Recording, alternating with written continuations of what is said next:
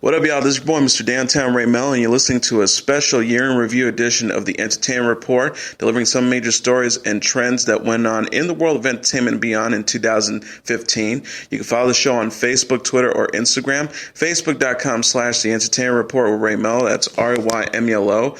On Twitter at The Enter Report, or on Instagram at The Entertainment Report. You can listen to the show anytime you want on iHeartRadio. Just go to iHeart.com or your iHeart phone app, search for The Entertainment Report, and it'll take you to the page.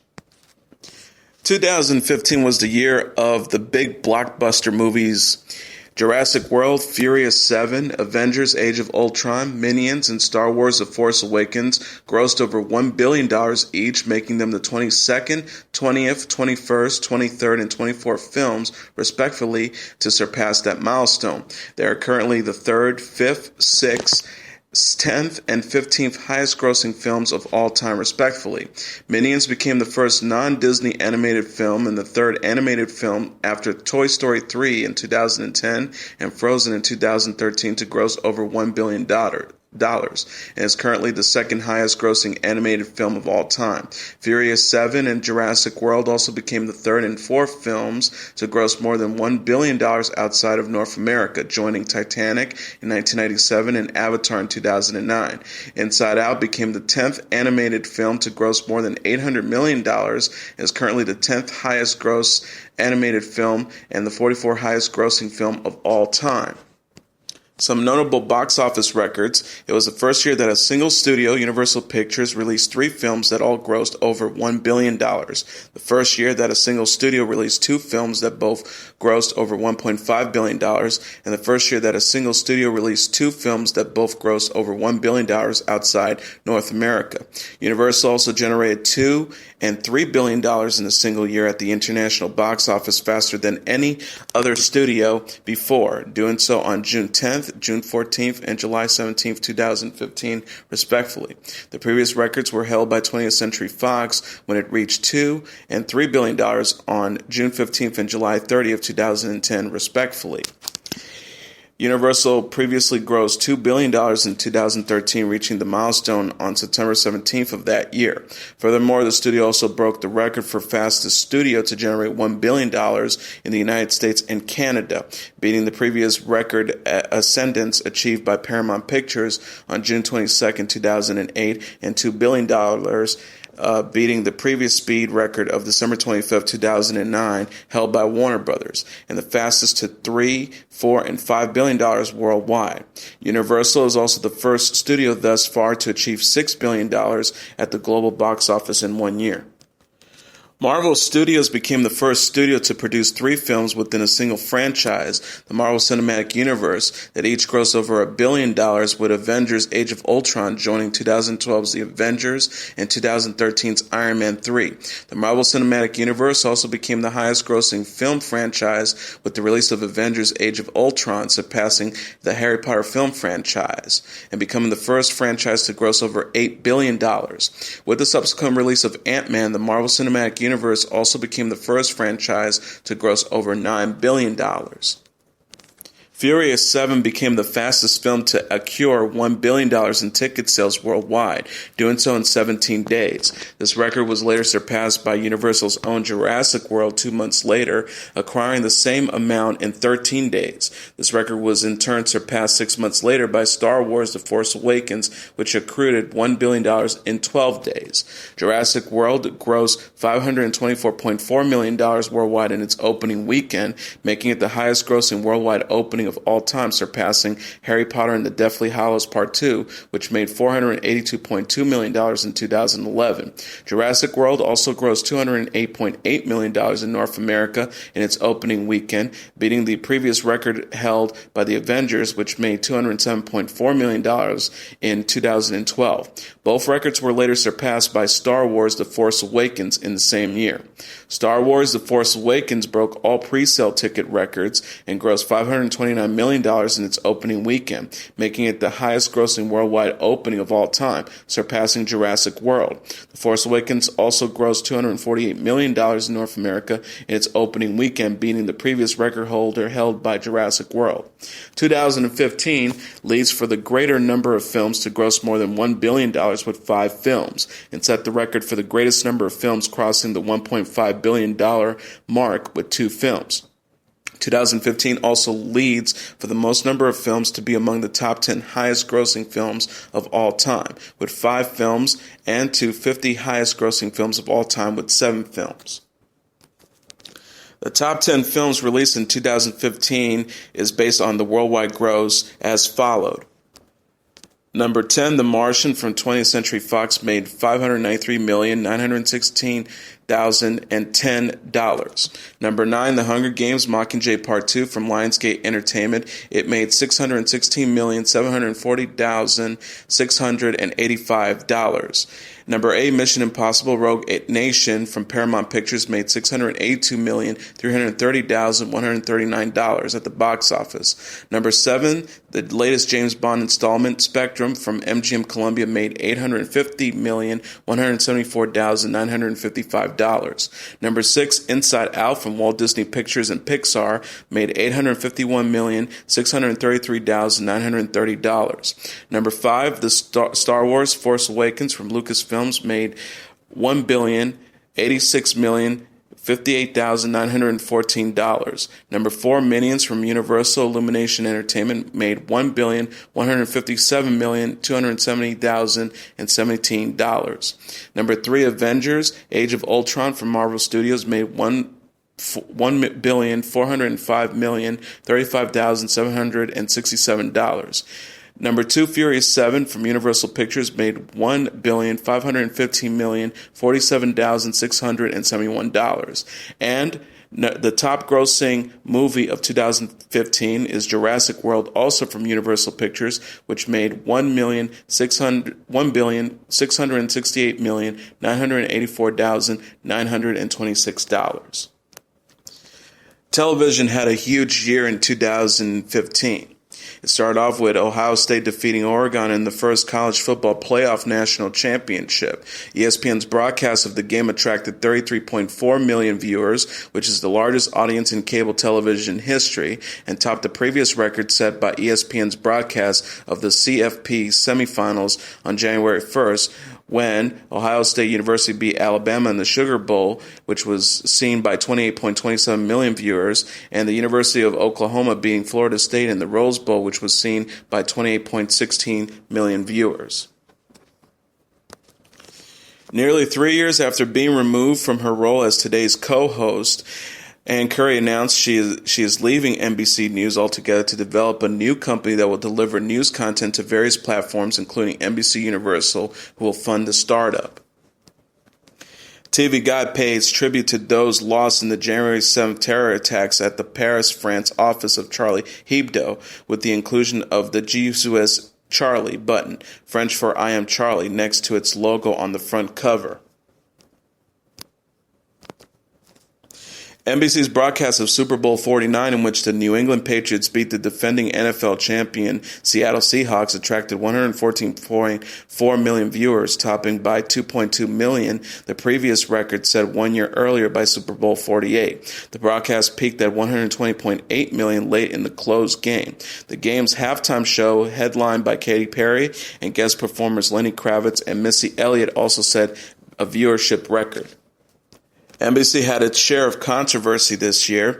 Nightly news anchor Brian Williams apologized for incorrectly stating on numerous occasions that he had been aboard a helicopter shot down by enemy fire while covering the invasion of Iraq in 2003.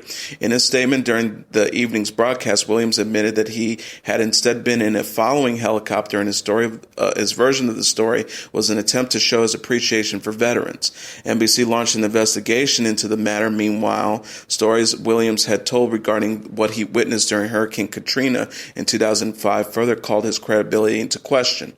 On February 7th, Williams announced that he will step aside as anchor until the investigation is completed. Lester Holt took Williams' place until his return.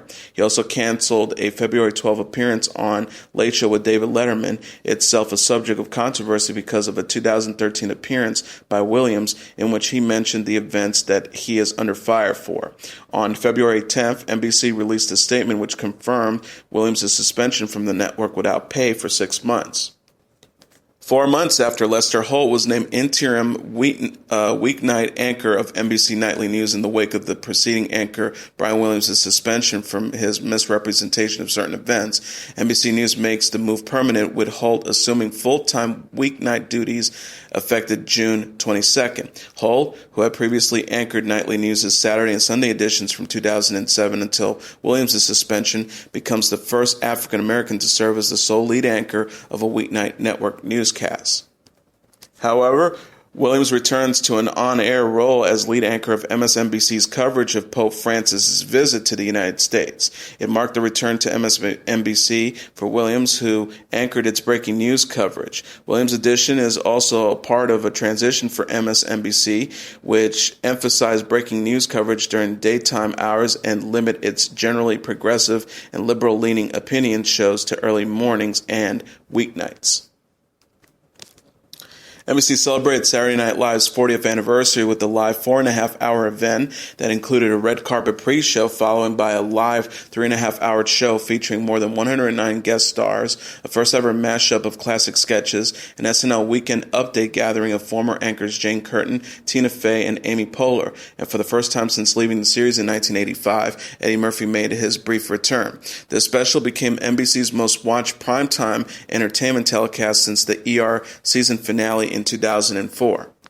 However, Saturday Night Live had its controversy this year.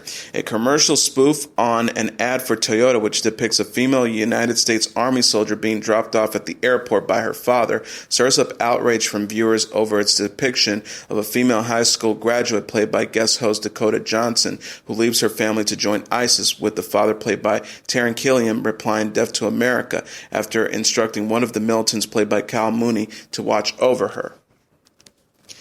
E's Fashion Police had its share of controversy. Juliana Rancid issued an apology to Casey undercover actress-singer Zendaya after Rancid made comments about Zendaya's dreadlocks braided hairstyle during the post-Oscar special edition of Fashion Police. The incident caused co-host Kelly Osbourne to threaten to quit the series via her Twitter account. Her departure was confirmed by E! On February 27th. And after appearing in only 7 shows, Kathy Griffin announced that she decided to leave E's Fashion Police, citing that her brand of humor was not the perfect fit for the program and that she did not want to duplicate the formula of her best friend and predecessor, the late Joan Rivers. On March 17th, E announced that it was placing Fashion Police on hiatus until September.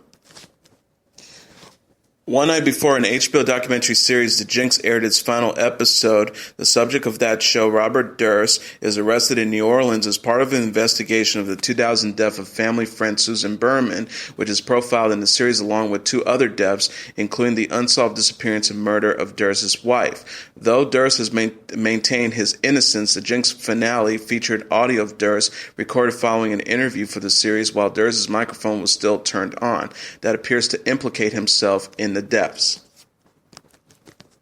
After 3 months of guest hosting in the wake of Craig Ferguson's departure from The Late Show, James Corden takes over as CBS's late-night talk show's permanent new host. Tom Hanks and Mila Kunis are Corden's inaugural guests. And an episode of TBS's Conan featured segments in which Conan O'Brien visits Habana, Cuba. It is the first time an American late-night series has filmed in Cuba since Jack Paar interviewed Fidel Castro on The Tonight Show in 1959. With retrospective clip packages, cameo appearances by former presidents George H.W. Bush, Bill Clinton, and George W. Bush, plus incumbent Barack Obama, a top 10 list read by frequent guests, among them the previous night's guest Bill Murray, and a closing performance by the Food Fighters, David Letterman hosts CBS's Late Show for the final time, retiring after a record 33 years as a late-night host, 22 years at Late Show, 11 years before that at NBC's Late Night. And we also said goodbye to Jon Stewart, with cameos by former correspondents plus former and future hosts Craig Kilborn and Trevor Noah, as well as a closing appearance by Bruce Springsteen and the E Street Band. Jon Stewart signed off after 16 and a half years as the host of The Daily Show.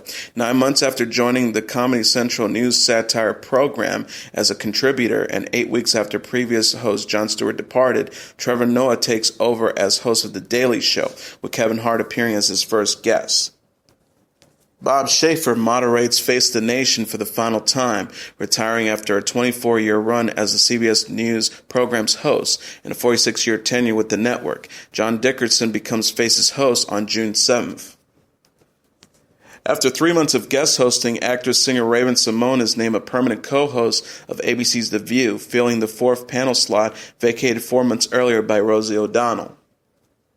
And it was also announced that Joy Behar returns as a panelist on The View, reportedly at the behest of the talk show's creator and executive producer and original moderator Barbara Walters. Behar previously served as a panelist from The View's debut in 1997 until 2013. Behar joined fellow editions Candace Cameron Burke, who will balance her duties with her role as DJ Tanner in Fuller House on Netflix, and Good Morning America Weekend's anchor Paula Ferris, along with existing panelists Whoopi Goldberg, Michelle Collins, and Raven-Symoné. That began in September with the debut of the 19th season, which also saw the resumption of live episodes on Friday.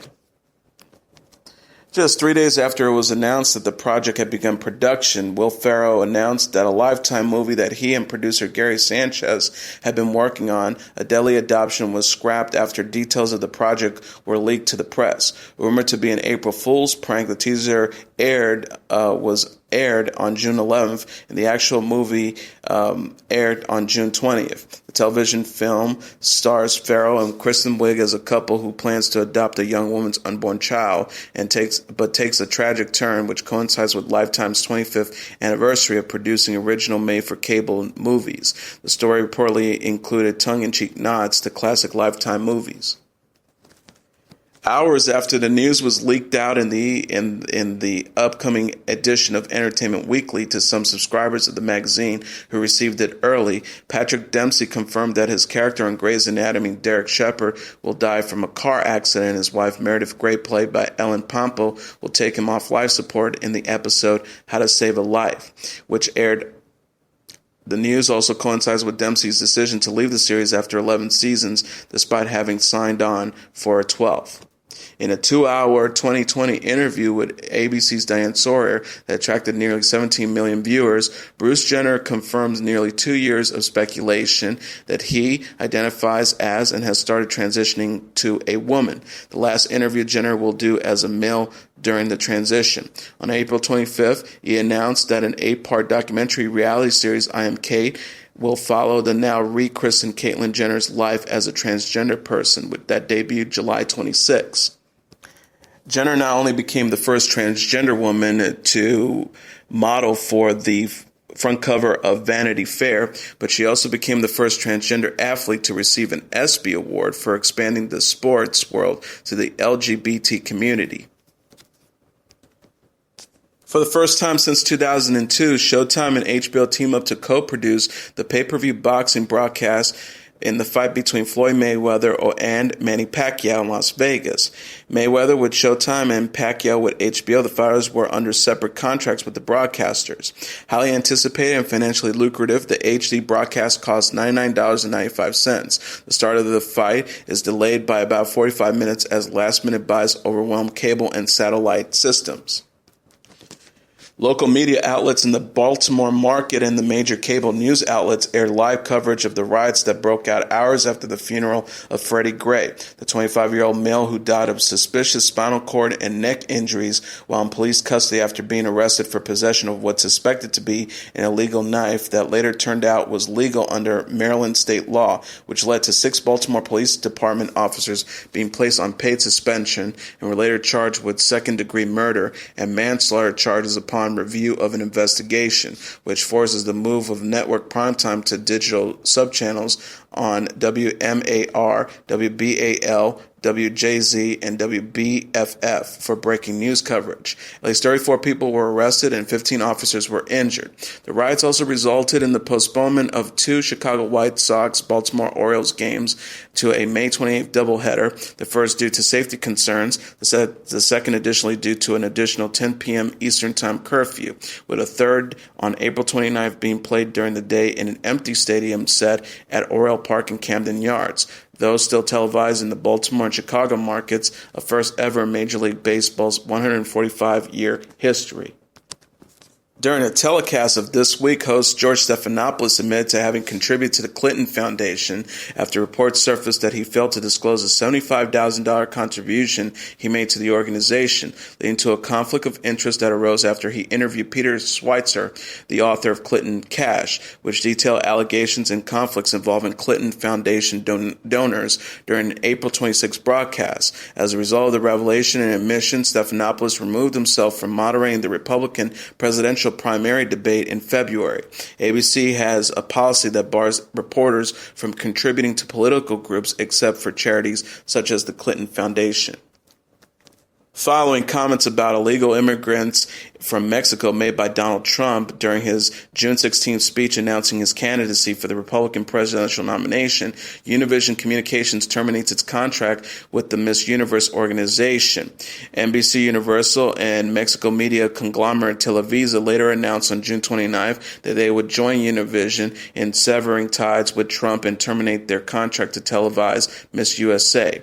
Cable channel Reels later agreed to carry Miss USA in 2015 on July 2nd after initial confirmation by the organization that it would be streamed via the pageant organizer's website and Miss Universe. In protest, Trump's comments hosts Christian de la Fuentes, Rosalind Sanchez, Thomas Roberts, and Cheryl Burke, judges Emmett Smith and Jonathan Scott, and scheduled musical performers Jay Balvin, Natalie LaRose, Craig Wayne Boyd, and Flo Rida also withdrew from participating in the pageant. Trump and the Miss Universe organization filed a breach of contract and defamation lawsuit against Univision Communications on June 30th, seeking damages in excess of $500 million.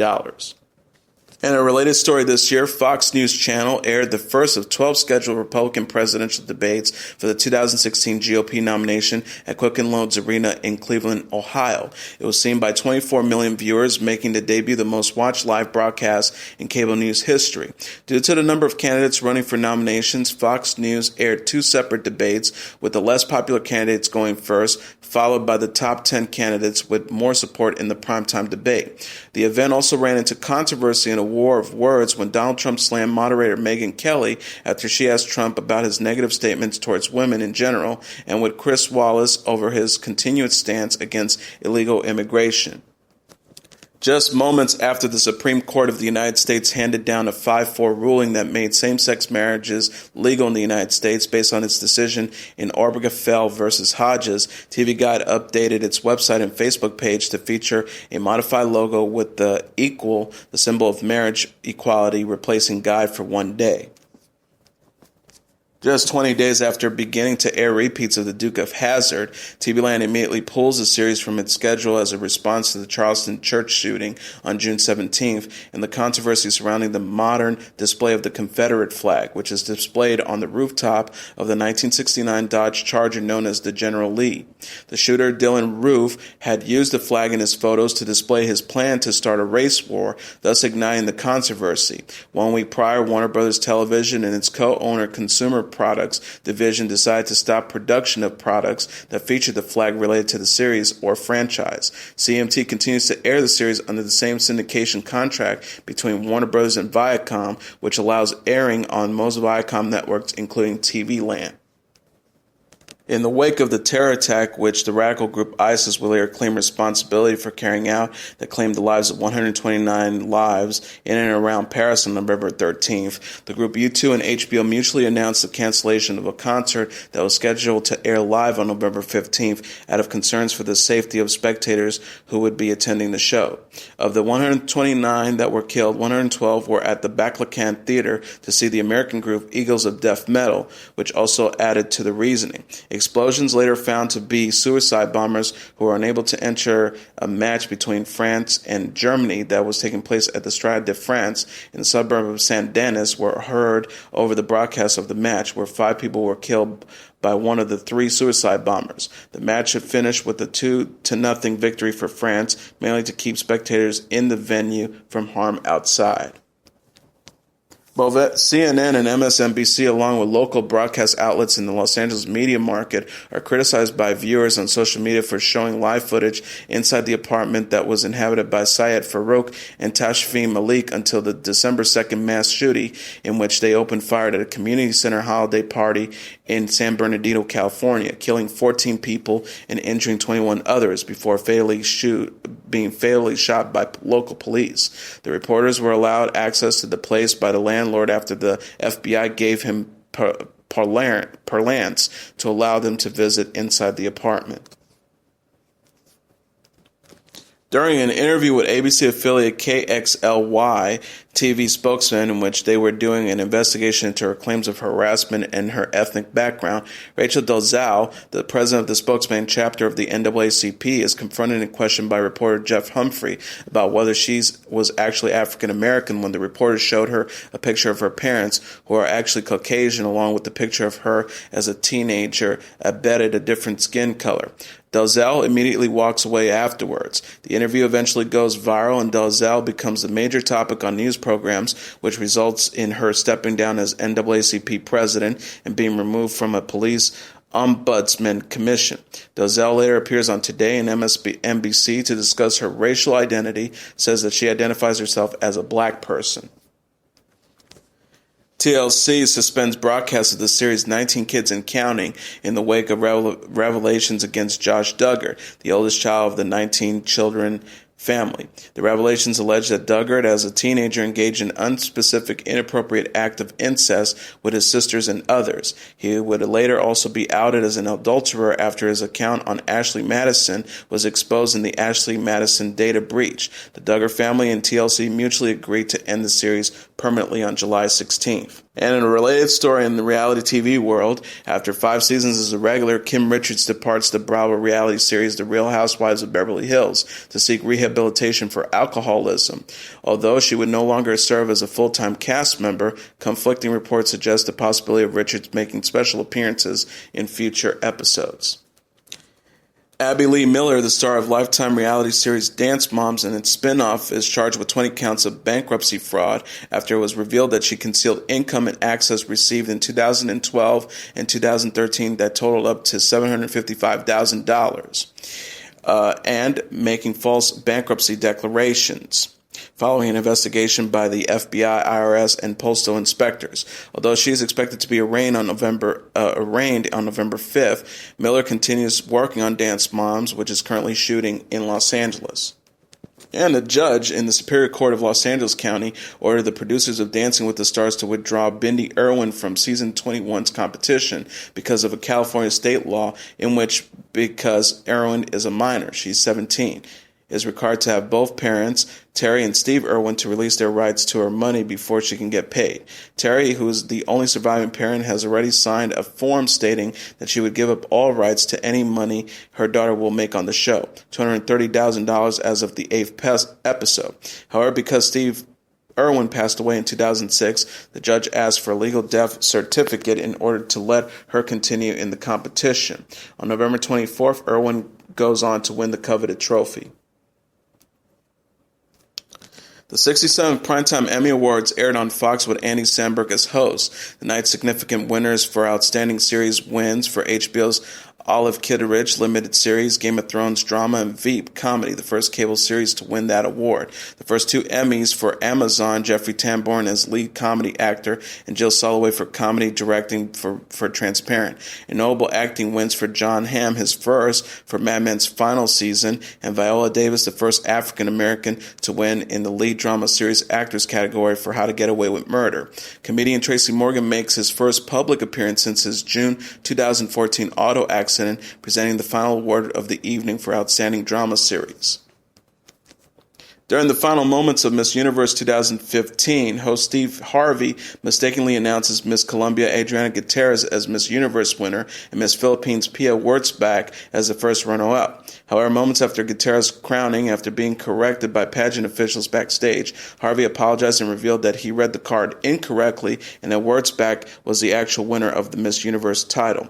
Paulina Vega of Colombia, who had won the title in 2014, then handed the crown over to Wurtzbach before the broadcast abruptly ended.